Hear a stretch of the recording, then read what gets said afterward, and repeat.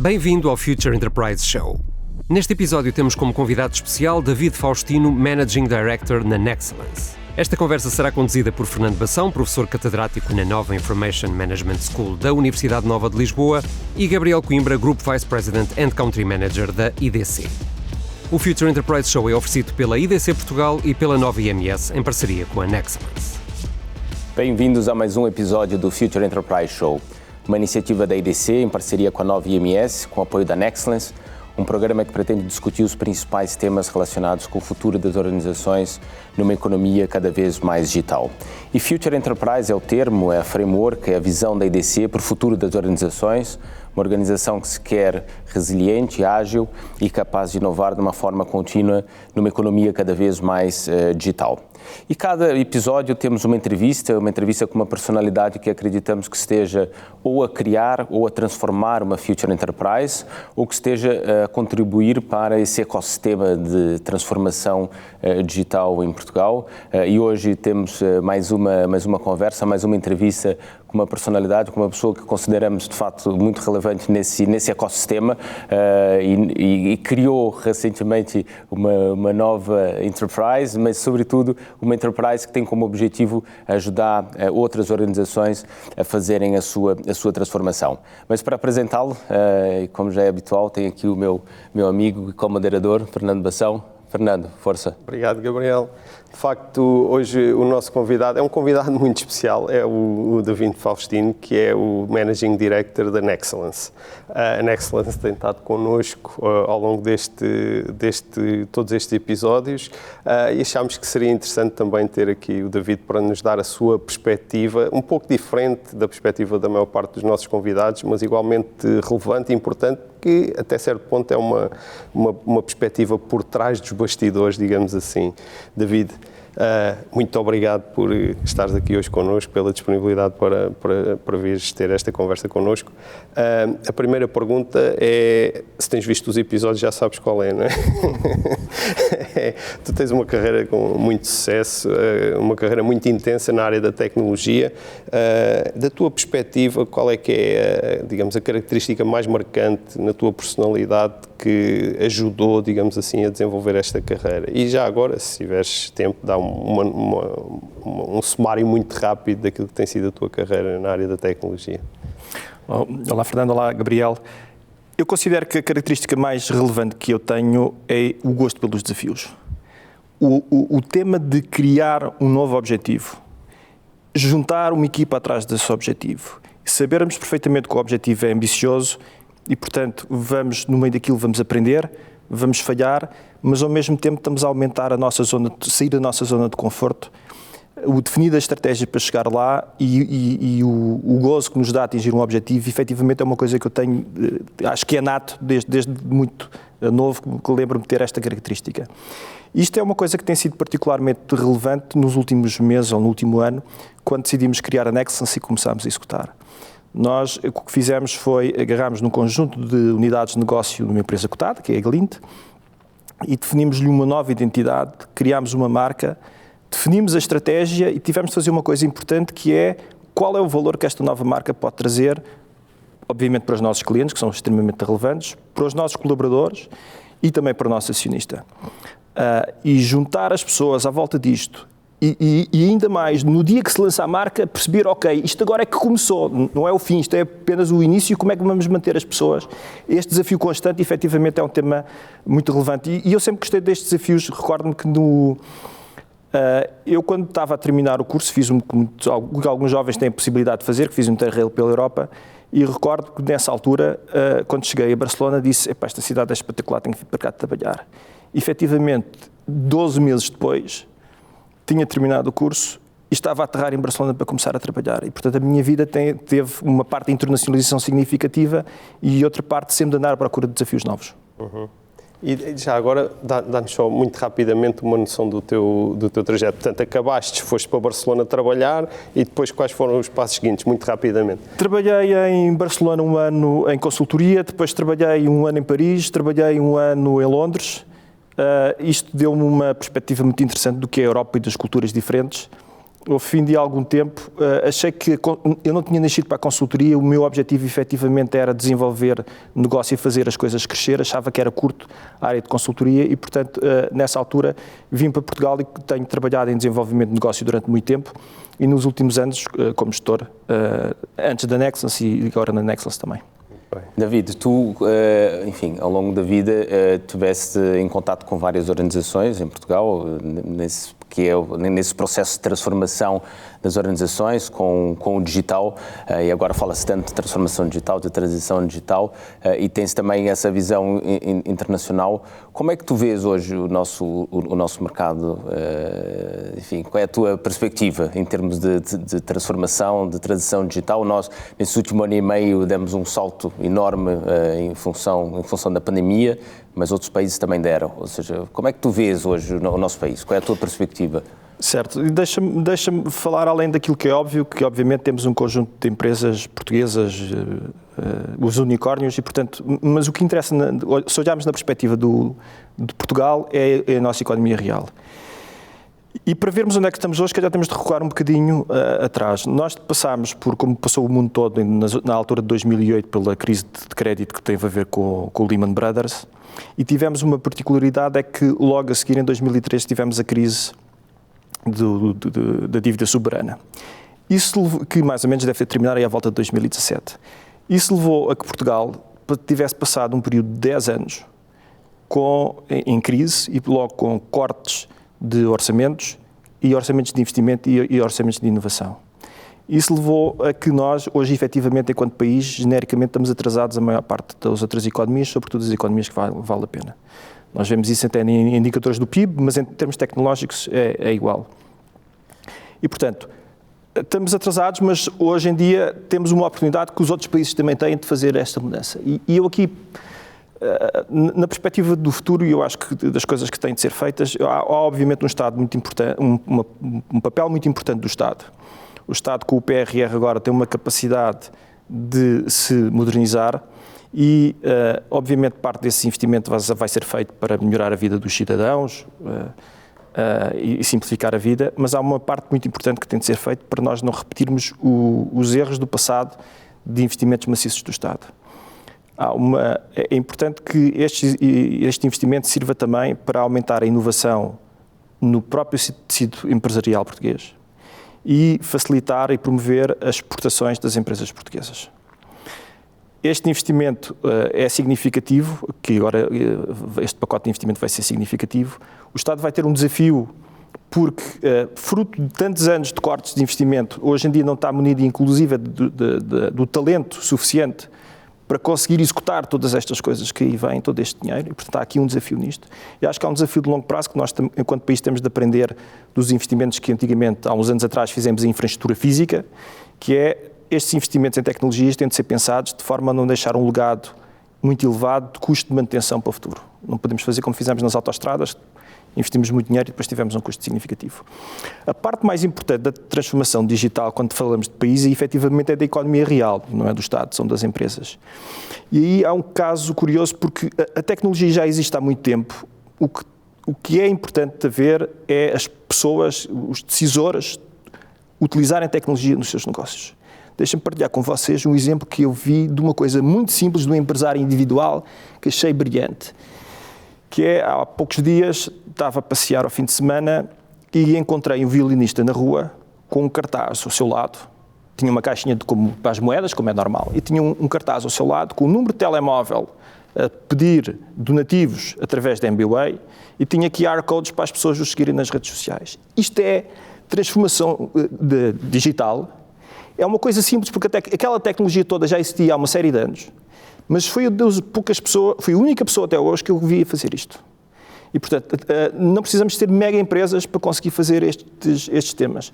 A transformação digital às vezes pode provocar assimetrias, se nós formos ver também no nosso dia-a-dia agora, durante a pandemia, quando nós vamos aos restaurantes, muito de nós deixamos de utilizar dinheiro, utilizamos mais, não queremos agarrar fisicamente no dinheiro.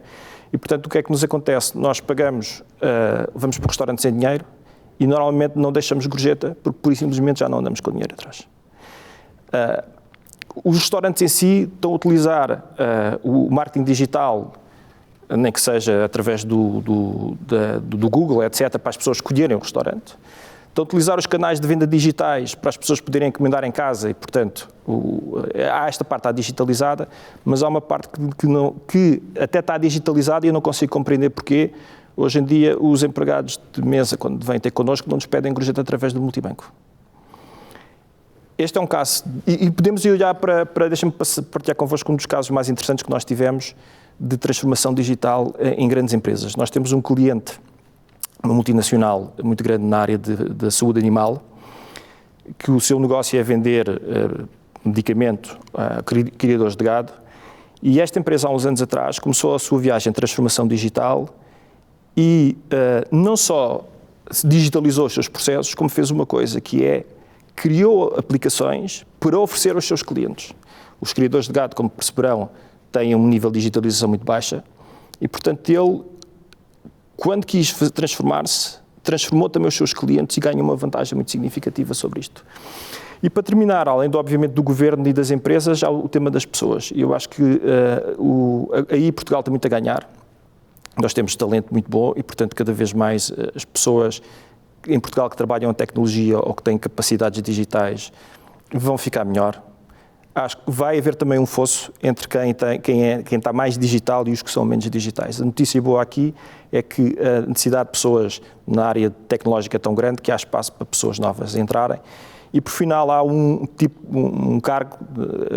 de pessoas que são muito importantes nestes temas, que são os CIOs, que são aqueles que vão orquestrar todo este tema. Nem a propósito, a nossa próxima pergunta tem que ver exatamente com o papel do CIO e do IT em geral nesta revolução, nesta transformação. Portanto, já fizeste um diagnóstico da situação, estamos aqui à beira de ter, entre aspas, muito dinheiro para fazer face a algumas das deficiências com as quais temos vivido nos últimos anos. Como é que tu vês o papel do CIO e do IT e, neste caso, também da Nexcellence como parceiro no progresso desta transformação digital em Portugal? Okay. Alguns dos CIOs com mais sucesso que nós conhecemos perceberam já há algum tempo atrás que o papel deles e do IT mudou muito. Passou de um papel de suporte, de responder às necessidades do negócio, para passar a ser um papel absolutamente mais estratégico. O que é que nós estamos a ver alguns CIOs de mais sucesso a fazer? É focarem-se muito mais em compreender qual é o negócio. Perceber, inclusive, a educar os membros das comissões executivas ou os seus pares de negócio a dar-lhes literacia digital e a sentar-se ao lado deles e a tentar identificar como é que o IT pode, de facto, transformar o negócio. Este é um papel novo que tem surgido há algum tempo atrás e é um papel absolutamente determinante. Nós tivemos um caso de um CIO que trabalha connosco, um homem com visão, mas também com muita coragem, que eu recordo-me que há uns anos atrás apresentou à Comissão Executiva um plano de fazer um investimento num determinado sistema e disse-lhe, eu com este investimento faço aumentar as vendas da empresa 10%. Isto é um tema que um CIO normal não quer fazer, porque vai defender normalmente a tecnologia.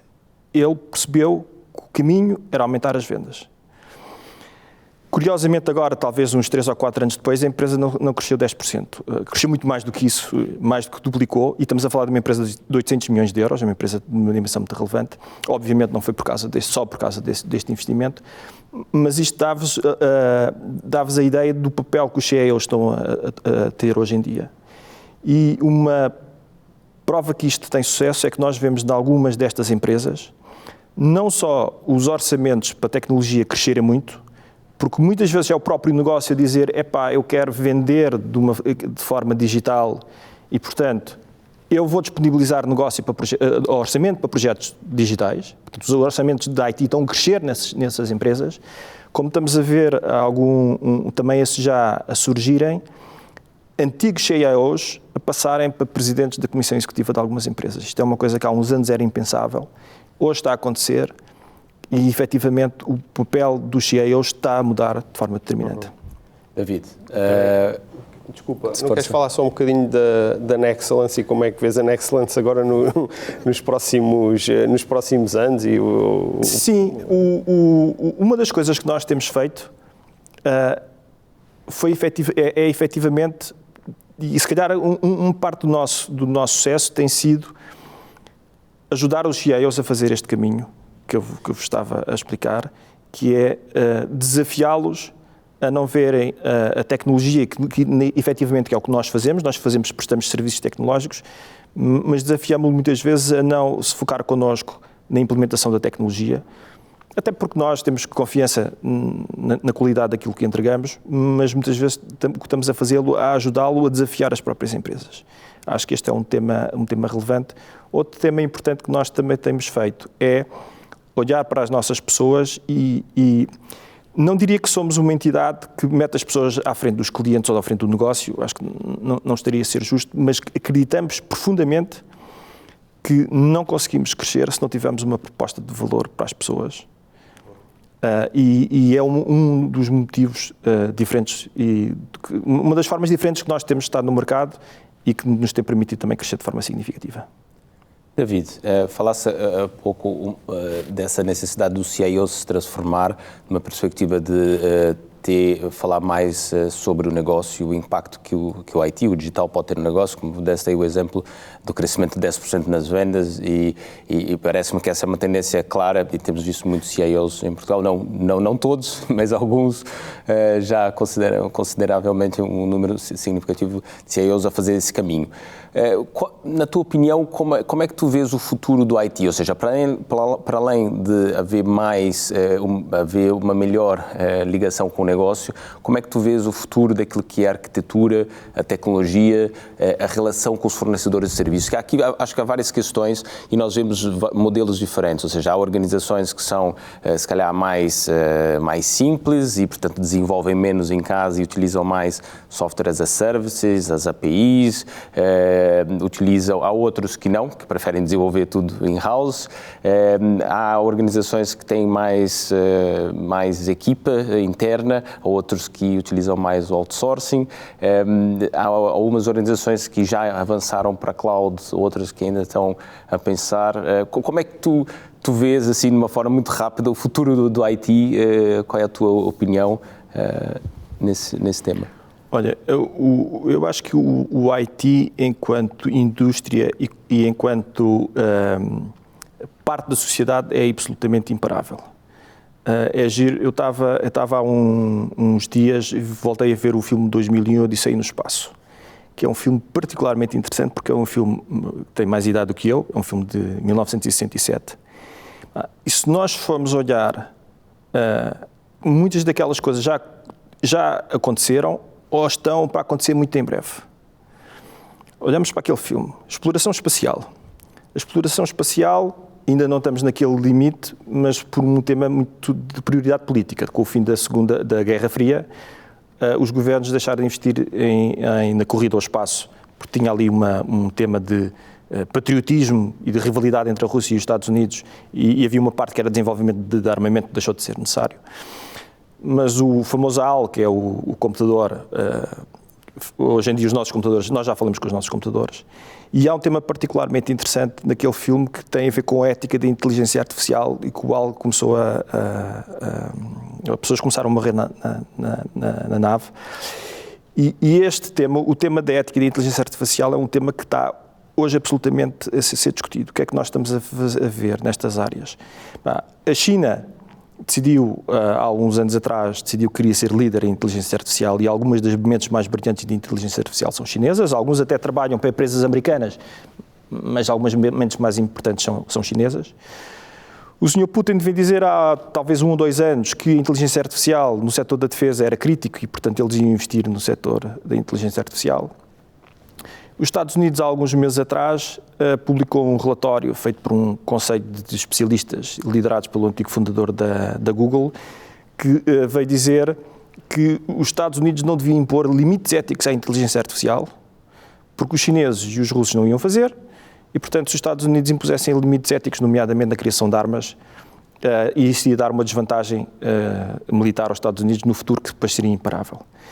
É curioso vermos a forma como a Europa está a abordar. A Europa está a colocar está a tentar lançar um conjunto de leis para modelar aquilo que será o futuro da inteligência artificial, que é uma aposta interessante. Eu acho que a Europa teve muito sucesso nos temas da privacidade de dados. Nós enquanto bloco europeu, criámos o Regulamento Geral de Proteção de Dados há muitos anos. Na altura havia muita gente muito cética a dizer que isso ia retirar competitividade às empresas europeias, ainda sempre problemático. O que vimos é que nos Estados Unidos, a Califórnia foi logo dos primeiros estados americanos que começou a criar também legislação de privacidade, e hoje em dia vemos grande parte do mundo olhar para estes temas. Então, eu acho que a Europa o que fez aqui foi achar que tivemos sucesso na privacidade de dados, vamos lá ver se conseguimos impor regras também no mundo nestas áreas, e faz sentido porque há aqui um ponto que tem a ver com o espaço económico europeu. Se as empresas americanas quiserem trabalhar na Europa, vão ter de adaptar essas regras. Mas passando isto para dizer na sua essência que a tecnologia vai estar omnipresente na nossa vida, e eu considero que a tecnologia hoje a tecnologia de informação hoje tem aquela importância que durante o século XV e XVI, na expansão dos impérios marítimos europeus, teve a construção naval, ou que no século XIX e XX e no princípio do XXI teve o setor do petróleo. Portanto, eu acho que claramente aqui é absolutamente imparável. Nós vemos outra tendência relevante, que é os clientes, genericamente, isto é um tema básico de livros de economia e de gestão, cada empresa tem a sua estratégia de negócio muito bem definida. E o que nós estamos a ver, uma tendência muito significativa, é os clientes e as empresas, e mesmo o setor público, a quererem desenvolver os seus sistemas de informação únicos. Muitas dessas entidades percebem que se utilizar os mesmos sistemas de informação que os seus concorrentes, não conseguem trazer diferenciação aos seus clientes.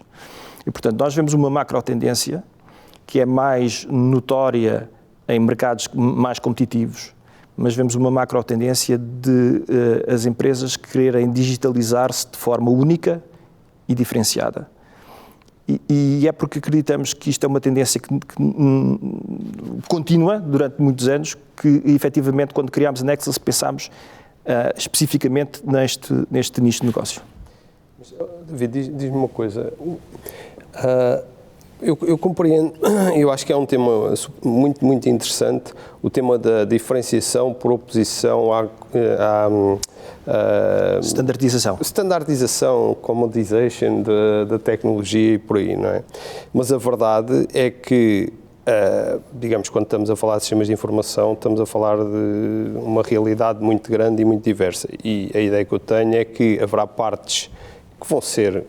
A cloud vai ser uma solução para a grande maioria das organizações, e depois o desafio é pensar agora qual é que é, digamos assim, a componente do sistema que eu necessito de customizar para me diferenciar em relação aos meus concorrentes. E eu penso que aí está um bocado, digamos assim, a batalha, não é? Porque grande parte dos sistemas vão ser sim, eu aqui acrescentava também, David, assim, claro que a diferenciação tem que ser feita de alguma forma, não é? E a customização leva a isso e ajuda a esse objetivo. Mas há uma série de áreas em que é preciso ganhar eficiência, né? E que nem todas as organizações têm escala para fazer o desenvolvimento. E uma outra pergunta que acrescentaria, que é a questão do insourcing e do outsourcing. Claro que vocês são uma empresa de serviço e, portanto, quanto mais outsourcing houver, melhor para o vosso negócio. Mas como é que tu vês um bocado esse tema? Ou seja, se de fato o desenvolvimento é tão relevante e diferenciador, a organização deve ter os seus developers próprios, deve subcontratar. Em que medida? Qual é que achas que é, digamos assim, o equilíbrio? Nós conhecemos organizações em Portugal que são 10% em sourcing e 90% outsourcing e o contrário. Há 30% outsourcing e 70% insourcing. Portanto, há diferentes realidades, claro, cada caso é um caso, mas se tivesse aí uma receita para o CIO, qual era? A dimensão da própria organização e a sua história também influencia muito isto, não é? Mas... Sim, não há cada organização é uma organização. O que é que me parece que seja aquilo que faz mais sentido? Primeiro, as equipas, na perspectiva das empresas, estão a transformar-se digitalmente, que são parte dos nossos clientes. Primeiro, as equipas não podem ser só de IT, têm de ser equipas necessariamente de IT e de negócio. Há uma vantagem, há um conjunto de vantagens brutais disto ser assim, entre as quais as pessoas do negócio, quanto mais perceberem de tecnologia, mais iniciativas vão ter e mais espírito crítico vão ter relativamente a isso, e, portanto, a empresa só vai ter sucesso se o negócio fizer parte das equipas de IT. Claro. Portanto, aqui há e os CIOs de sucesso perceberam isto, e hoje em dia muitos destes CIOs dão o controle de algumas iniciativas ao negócio. Existe um caso particular de um CIO em Portugal que dizia que a determinado ponto chegou ao pé do negócio e diz: olha, eu dou-te 5 pessoas e faz os projetos que quiseres, estou aqui a simplificar.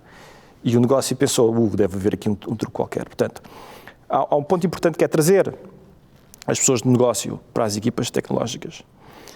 Há uma parte do know-how que há uma parte que tem a ver com a orquestração de todo o sistema e componentes críticas de negócio que eu acho que os clientes têm, as empresas têm de ficar com elas no seu interior, não podem delegar.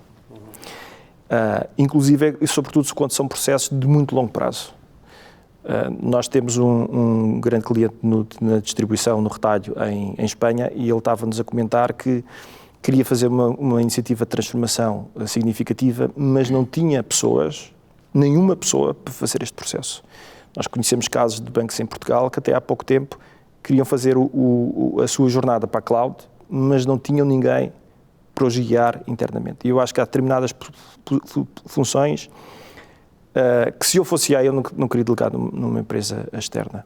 Agora, a capacidade de desenvolver e de manter, eu acho que para algumas empresas não vão ter a possibilidade de tê-la internalizado.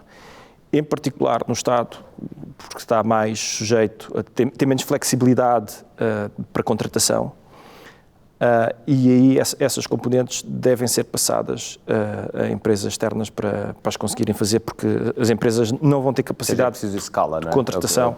E eu acho que, se nós nos lembramos, há uns anos atrás, houve um conjunto de empresas que criaram, empresas no setor dos transportes, da energia, criaram uma empresa de IT para poder pagar salários mais elevados do que as outras empresas.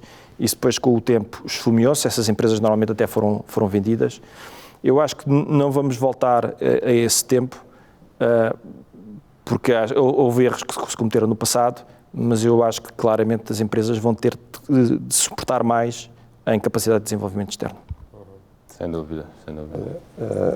David, qual é que é a tua opinião sobre, digamos assim, o panorama, o ecossistema das empresas que prestam serviços de tecnologia em Portugal e associado a isso, qual é que parece que deve ser a estratégia, de uma forma geral, para estas empresas? Eu penso que já tivemos uma altura em que tínhamos grandes empresas e agora o mercado está mais atomizado, digamos assim, não há aqueles grandes players. Continua a haver grandes empresas, mas não da dimensão, provavelmente, em particular das portuguesas que havia aí há uns anos. Como é que tu vês o ecossistema neste momento e o que é que tu achas que é, digamos, a estratégia inteligente para estas empresas de prestação de serviços? Agora, David, acrescentava aqui um tema, ou seja, tu referiste um ponto importante, que é, ou seja, as organizações não vão conseguir ter todos os developers, porque não têm escala suficiente, vão ter que contratar, porque há falta de recursos, vão ter que contratar as empresas de serviço. As empresas de serviços também estão no mercado em que há poucos recursos, né? Portanto, de alguma forma vão ter que ganhar alguma escala. Portanto, coloco aqui mais uma variável aqui para a discussão de como é que tu vês esse panorama, como é que vês o panorama do mercado de serviços da IT em Portugal e como é que tu vês que as empresas portuguesas, no caso uma Nexcellence ou outras, devem seguir, que caminho é que devem seguir para conseguir competir nesse mercado que é cada vez mais global? Ok. Olha, relativamente aos ecossistemas de empresas, o que está a acontecer em Portugal é uma consolidação. Há ainda espaço para consolidação, mas o que está a haver é cada vez, infelizmente, temos menos empresas de tecnologia portuguesas, pelo menos na área de serviços, e isso está a acontecer. Há uma coisa boa no negócio de serviços de tecnologia, como as barreiras à entrada são muito poucas, também estão a surgir um conjunto significativo de pequenas empresas e há uma vitalidade no setor que eu acho que é muito interessante, e eu acho que nos próximos anos vamos continuar nesta perspectiva de, sobretudo, multinacionais a comprar empresas portuguesas, mas entretanto surgem mais empresas e fazem isto crescer. Há um desafio significativo aqui, sobretudo para quem quer utilizar a tecnologia e fazer a sua transformação digital em Portugal. Novamente, fazemos aqui um bocadinho de história para enquadrar. Houve uma crise mundial em 2008, que é a crise de Lehman Brothers, e quando começávamos a recuperar, Portugal entrou na crise de dívida soberana. O que aconteceu até essa altura é que o mercado português era um mercado muito fechado, pouco internacionalizado, e, portanto, havia um equilíbrio natural entre as compras e as vendas. Conforme Portugal entra numa recessão, a digitalização no resto do mundo começa a acelerar. E o que levou a que, cada vez mais, o talento em tecnologia foi escasso e, portanto, estabeleceram-se um conjunto de centros de desenvolvimento de software em Portugal e, sobretudo, as empresas multinacionais começaram a exportar serviços para fora. Este movimento agudizou-se agora com o Covid, porque toda a gente percebeu que esta tecnologia é muito global e, portanto, a globalização aumentou e cada vez mais se presta serviços para fora. O que é que está a acontecer hoje em dia no mercado? É que as nossas empresas portuguesas, ou administração pública, a banca, utilities, etc., quando querem contratar pessoas ou querem contratar serviços de tecnologia, vão estar a competir, não com os bancos portugueses ou os utilities portugueses, etc., mas vão estar a competir com os bancos ingleses ou americanos, etc., que estabelecem centros de competência cá em Portugal, porque em Inglaterra o preço de um consultor por dia é 3 ou 4 vezes o preço em Portugal. E, portanto, o que está a acontecer é que há uma subida dos preços e dos salários na indústria, e as empresas portuguesas que se querem transformar digitalmente vão ter de fazer, têm 2 ou 3 caminhos, acredito eu.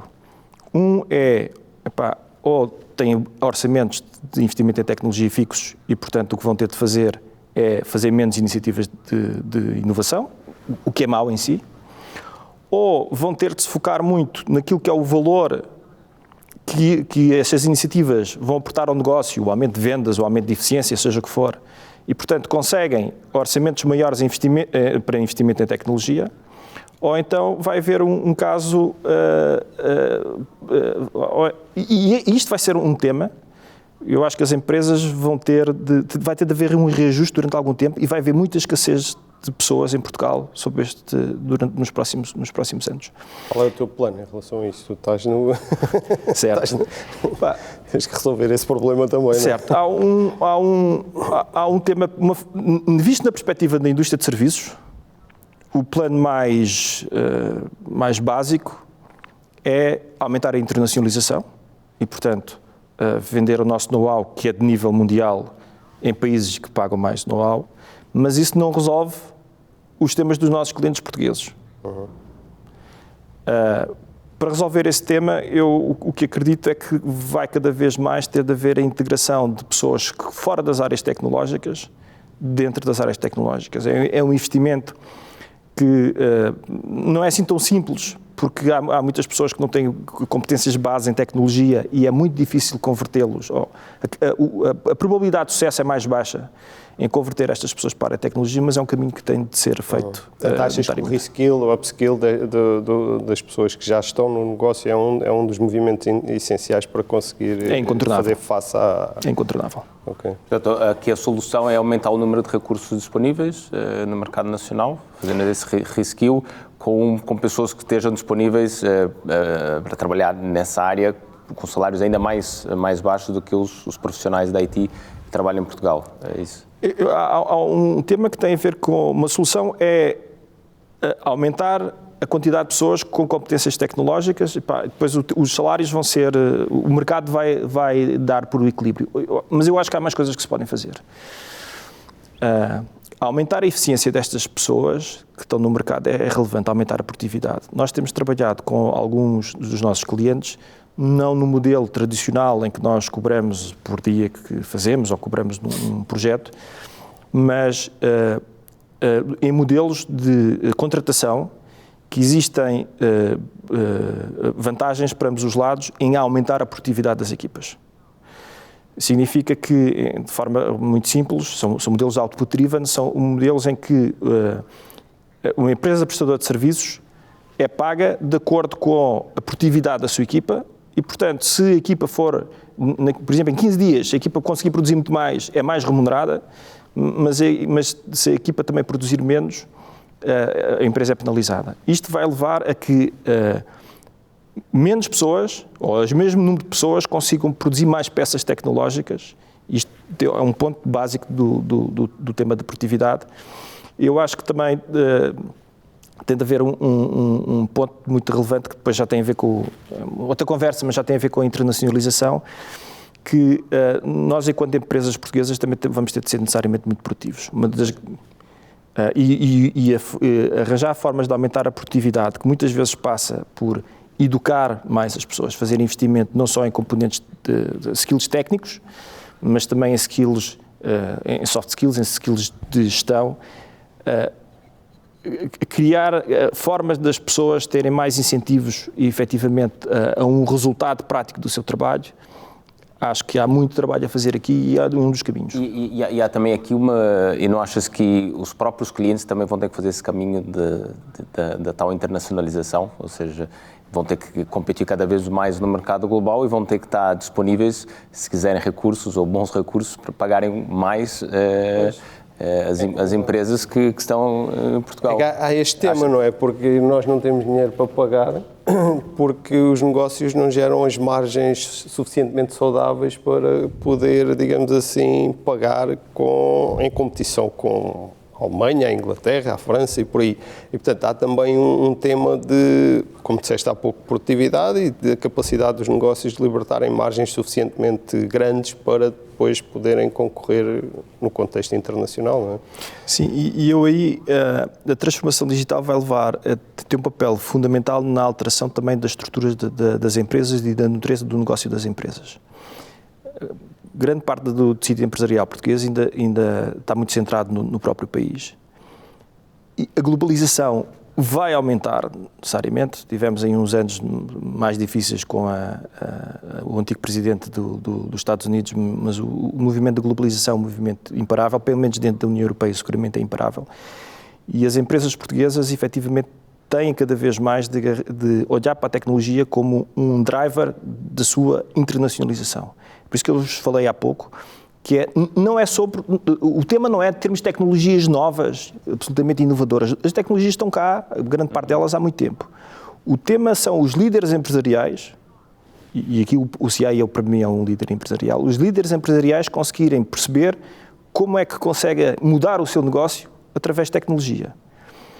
É muito mais um tema de gestão e um tema de pessoas e de literacia digital do que propriamente um tema de tecnologia, porque a tecnologia que tínhamos há 5 anos dava para fazermos coisas fabulosas que hoje ainda não estamos a fazer. Sem dúvida, sobretudo uma questão de mindset dos gestores a olharem para o mercado como mercado global, não é? E a partir daí competirem no mercado global e poderem usufruir daquilo que são, digamos assim, as rates que os fornecedores de serviços praticam em Portugal para empresas internacionais ou para empresas portuguesas, o que será certamente mais competitivo do que há o tema também do marketing, da marca, da própria gestão, como estávamos a falar há pouco, a qualidade da gestão também influencia muito isto. Está aqui uma série de aspectos que estão fora daquilo que das nossas discussões de tecnologia, mas que influenciam muito depois a capacidade de, através da tecnologia, criar um negócio saudável e que seja suficientemente forte para poder competir internacionalmente.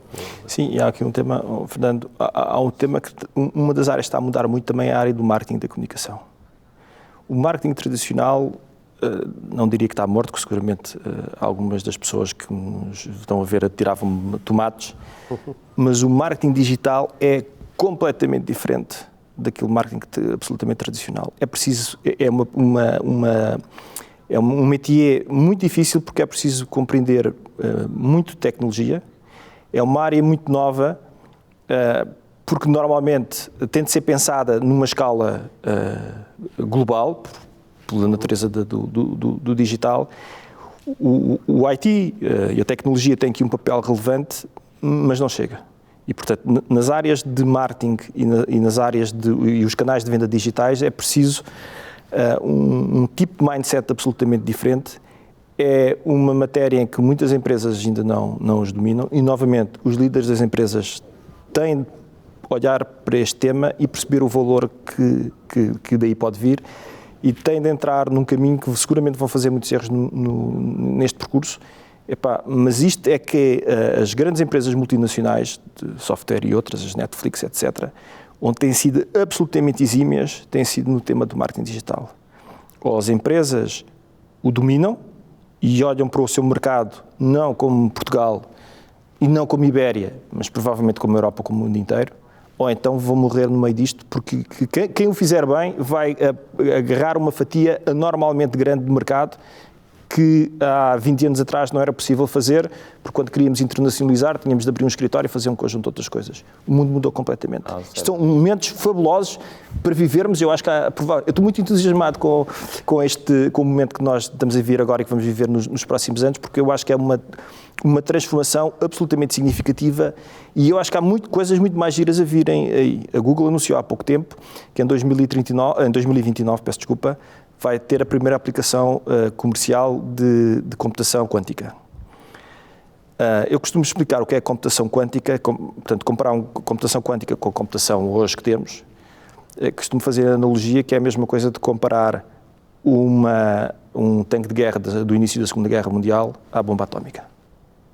É uma escala, não de destruição, felizmente, mas uma escala de computação completamente diferente. Assumindo que vai ser lançada comercialmente em 2029, aquilo depois vai demorar muito tempo. A gente sabe que estas coisas às vezes, a inteligência artificial, eu lembro-me, quando estava a estar no técnico, tinha cadeiras de inteligência artificial e mesmo hoje a inteligência artificial é pouco relevante na nossa economia. Isto vai demorar tempo, mas acredito que no finais da década, daqui a 15 anos, o mundo vai mudar novamente porque a computação quântica vai dar um salto muito relevante. Portanto, nós temos aqui a sorte e o privilégio de estar a ser agentes desta mudança. O que temos de fazer, obviamente, é agarrar nesta mudança e fazer ter drive para agarrar estas oportunidades todas. David, começaste a conversa a dizer que, enfim, a tua característica mais marcante era gostar de desafios. Portanto, o que estás a dizer é que existem vários desafios e eu digo que existem não só desafios, que são, sobretudo, oportunidades. Certo, né? certo. Oportunidades, sobretudo, para essas novas gerações que estão a entrar agora no mercado de trabalho, que estão, enfim, a iniciar a vida. Tu tens filhos e quais é que são os conselhos que tu dás aos teus filhos, olhando para tudo isso, que é esse processo, enfim, aceleradíssimo de transformação digital e todas essas perspectivas de disrupção total, não só já no próximo ano, mas disrupção total, como dissesse, desse crescimento exponencial, com o exemplo que desse agora, exemplo da computação quântica. O que dizes para os teus filhos?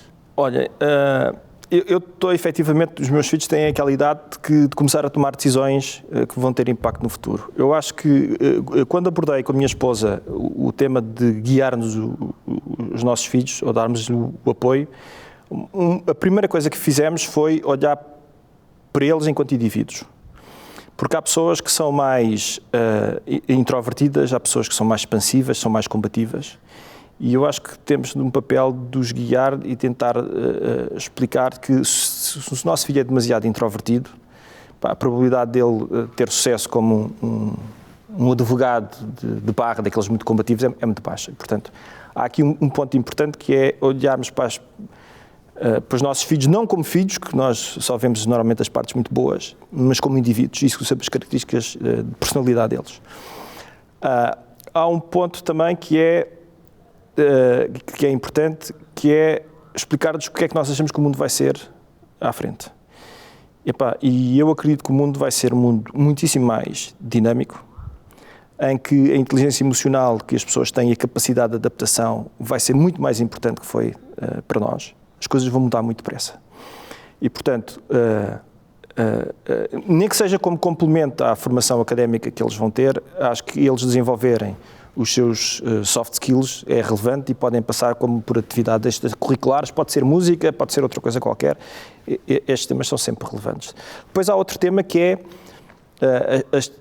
a educação hoje cada vez mais é uma educação ao longo da vida. E, portanto, há um tema também relevante que é eles tomarem, tentarmos guiá-los na perspectiva deles tomarem decisões que não comprometam demasiado o futuro. Eu acho, por exemplo, as áreas de engenharia, e eu sou suspeito porque eu próprio também fiz engenharia e depois fiz gestão a seguir, as áreas de engenharia, eu acho que vão dar origem, têm um conjunto de características que permitem às pessoas ter um nível de flexibilidade grande.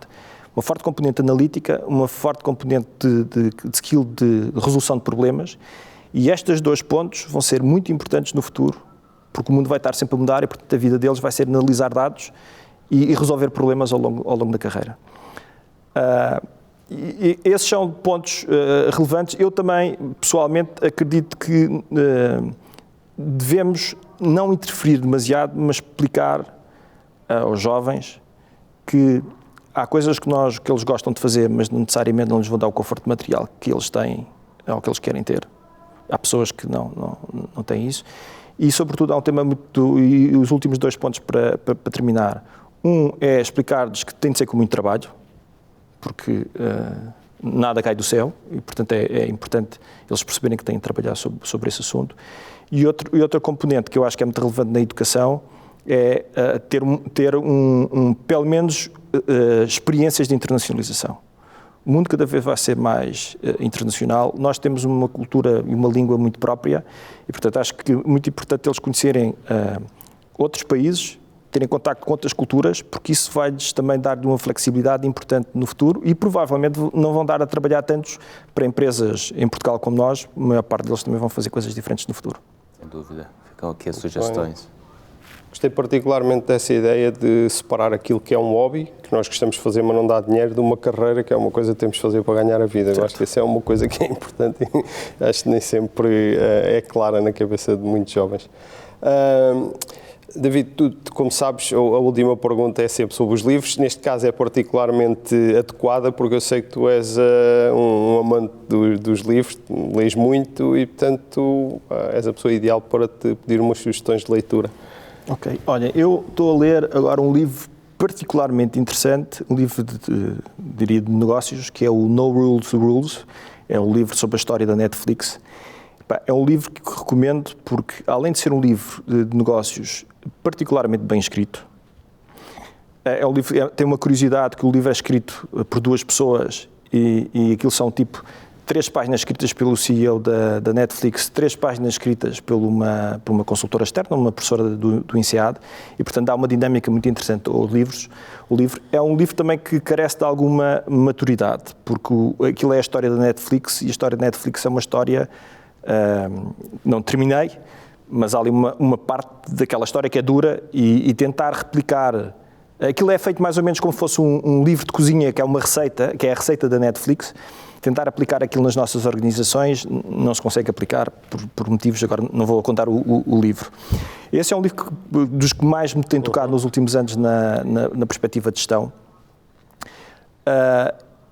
Houve outro livro que me marcou particularmente, que é o livro que chama-se The EQ Edge, é de um senhor canadiano que trabalha em inteligência artificial, o Dr. Steven Stein, e é um livro sobre neurociência, inteligência emocional e a aplicação ao trabalho e à vida pessoal. É um livro que faz um mix bom entre como é que podemos utilizar a neurociência no trabalho, mas a importância que ela tem também na nossa vida pessoal. É um livro que recomendo também. É um livro, se calhar, algo avançado para as pessoas que nunca olharam para estas áreas, mas para quem tem algum conhecimento na área, seguramente vale a pena ler, e é um livro prático também nessa perspectiva. Eu tenho uma paixão, felizmente não segui, que é a história. É o teu hobby, não é? Não, é o meu hobby. E já pensei em fazer um doutoramento em História, mas depois nunca encontro o tempo. Mas leio muito. E há 2 livros sobre História da Humanidade que é a parte que eu gosto também mais, que me impressionaram mais. O primeiro chama-se A Riqueza e a Pobreza das Nações, parecido ao título do Adam Smith, mas escrito por um senhor que é o David Landes, que o que pretende explicar fazendo a história da humanidade, pretende explicar porque é que algumas nações são muito ricas e outras não são ricas. É um livro também, novamente, muito bem escrito e acho que é um livro muito enriquecedor. Há outro livro... Dá para perceber porque é que Portugal é pobre? Dá para perceber porque é que Portugal é pobre e, claro, temos o nosso momento de glória na expansão marítima. Eu acho que passados 500 anos é tempo de fazermos alguma coisa também para isso que eu ia perguntar. Se conseguimos também aprender o que é que nós podemos fazer. Não, sim, para... acho que se tiram dali algumas ideias e, sobretudo, que deve-nos dar ânimo para dizer, se há 500 anos conseguiram, nós devemos de conseguir também, vamos lá arregaçar as mangas. E o último ponto, que é um livro que é As Rotas da Seda. As Rotas da Seda é um livro também sobre a história do mundo, com a particularidade que é visto da perspectiva do Médio Oriente e da Ásia. Toda a nossa visão sobre a história do mundo está muito centrada de toda a cultura ocidental, está muito centrada do Mediterrâneo, começa com os romanos, que foram a civilização melhor do mundo, e conta aquela história toda que nós aprendemos na escola. Este livro fala da história do mundo, é a mesma, mas é na perspectiva começa no crescente fértil na Babilónia, no que hoje é o Iraque, e dá-nos uma percepção interessante do mundo, diferente da nossa, e percebemos que afinal, se calhar, os romanos de facto foram fantásticos, mas se calhar outros impérios que foram igualmente fantásticos, e leva-nos também a perceber mais sobre a cultura do mundo e a forma como estamos organizados. Portanto, são leituras que eu vivamente recomendo. Sim, senhor. Excelentes sugestões. Acho que... Não, fico aqui. Há várias sugestões de leitura. Nosso tempo já terminou aqui há algum tempo, David, mas podíamos continuar aqui a conversar sobre tecnologia, sobre história, sobre aquilo que é a perspectiva futura e como é que nós podemos também ajudar a criar aqui um mundo melhor, não é? Um mundo melhor para nós, mas sobretudo para os nossos filhos, para os nossos netos. Acho que foi uma conversa fantástica. Acho que aqui a tua característica de agarrar os desafios acho que é uma característica-chave para conseguirmos, crescer e vingar. E é também fundamental para quem está a fazer a transformação digital. Ou seja, eu acho que a transformação, muitas vezes, os gestores querem fazer a transformação sem transformarem muito, não é? Portanto, acho que o tema do desafio é, de facto, o tema de aceitar o risco e de facto, querer mudar. E deixo aqui eu acho que foi uma marca muito forte que deixaste e que eu aproveito e deixo também para todos que estão a nos ouvir para aceitarem o desafio, obviamente ponderado, mas que arrisquem e que tentem levar as vossas organizações para um próximo nível, que de facto consigam fazer esse caminho para Future Enterprise, mas não só para uma Future Enterprise, né, que se quer uma organização resiliente, ágil e capaz de inovar, mas também o Future Human, que dissesse também, acho que na parte final, acho que ficou bem marcado a preocupação com o indivíduo e olhar para as pessoas e para os próprios filhos como indivíduos e perceber como é que as características podem se adaptar, mas que todos eles também consigam ser resilientes, ágeis e conseguir utilizar ao máximo a tecnologia para conseguirem vingar e serem, sobretudo, felizes nas suas vidas. Portanto, acho que foi uma conversa fantástica. Da minha parte, foi ótimo.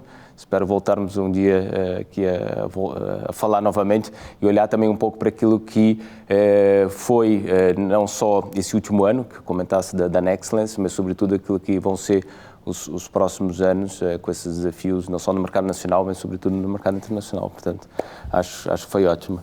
Fernando. Pois, o Gabriel faz sempre estes resumos espetaculares, eu não tenho nada a dizer, a não ser agradecer-te mais uma vez, David, a disponibilidade para estar aqui nesta conversa connosco.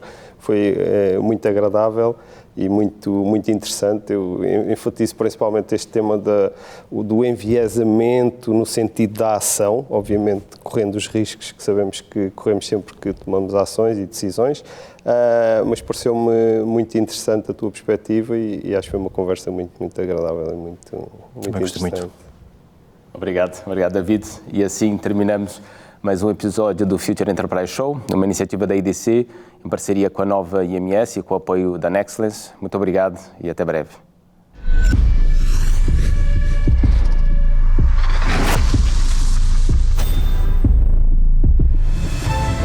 Nexcellence by Glint, uma parceria para criar o futuro digital, com respostas baseadas em experiência, com dimensão e ambição, com uma visão global e talento nas competências mais inovadoras. Nexcellence, powered by Glint. Knowledge to empower.